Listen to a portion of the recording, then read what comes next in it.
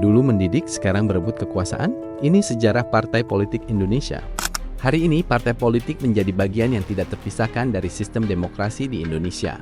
Setiap pemilihan selalu melibatkan partai sebagai kendaraan utama menuju kekuasaan. Namun pertanyaannya, sejak kapan partai politik pertama kali muncul di Indonesia? Apakah sejak awal kemerdekaan atau justru jauh sebelumnya? Jika menelusuri sejarah, partai politik di Indonesia tidak lahir setelah kemerdekaan, tetapi sudah mulai tumbuh pada masa penjajahan. Organisasi modern pertama yang sering dianggap sebagai pelopor adalah Budi Utomo, yang berdiri pada tahun 1908. Namun perlu dipahami, Budi Utomo belum bisa disebut sebagai partai politik dalam arti sebenarnya, karena fokusnya masih pada pendidikan dan kebudayaan, bukan perebutan kekuasaan. Partai politik dalam arti yang lebih jelas mulai muncul beberapa tahun kemudian.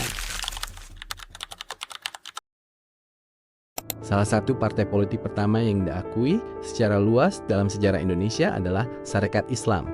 Awalnya organisasi ini berdiri pada tahun 1911 dengan nama Sarekat Dagang Islam yang bertujuan melindungi pedagang pribumi dari dominasi ekonomi asing.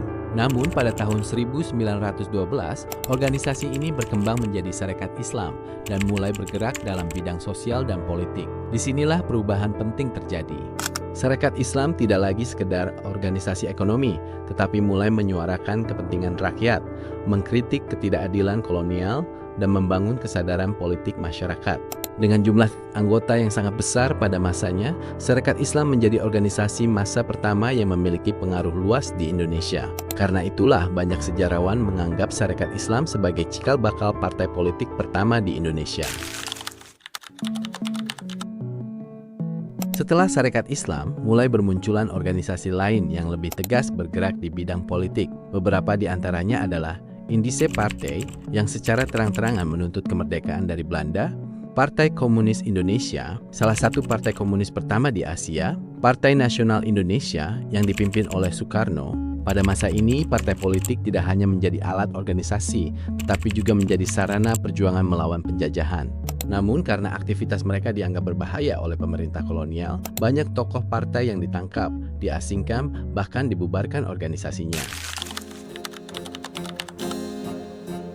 Setelah proklamasi kemerdekaan Indonesia, partai politik berkembang sangat pesat. Puluhan partai muncul dengan berbagai ideologi dan kepentingan.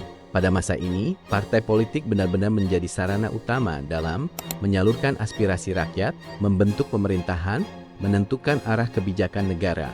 Puncaknya terlihat pada pemilu 1955, pemilu pertama dalam sejarah Indonesia, yang menunjukkan bahwa partai politik telah menjadi fondasi penting dalam sistem demokrasi. Namun di balik perkembangan tersebut, perlahan mulai terlihat pergeseran fungsi partai politik. Jika pada masa awal partai berfungsi sebagai alat perjuangan dan pendidikan politik, maka setelah kemerdekaan, orientasinya mulai bergeser ke arah perebutan dan pengelolaan kekuasaan. Partai tidak lagi hanya menjadi tempat membentuk kesadaran dan karakter pemimpin, tetapi juga menjadi arena kompetisi untuk mendapatkan posisi dalam pemerintahan.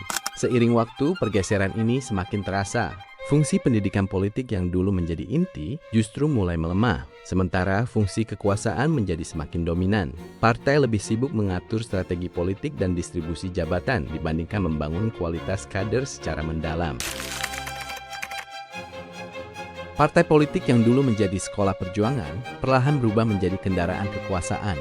Dan perubahan inilah yang kemudian menjadi salah satu akar dari berbagai persoalan yang kita lihat dalam sistem kepemimpinan hari ini. Kami ingin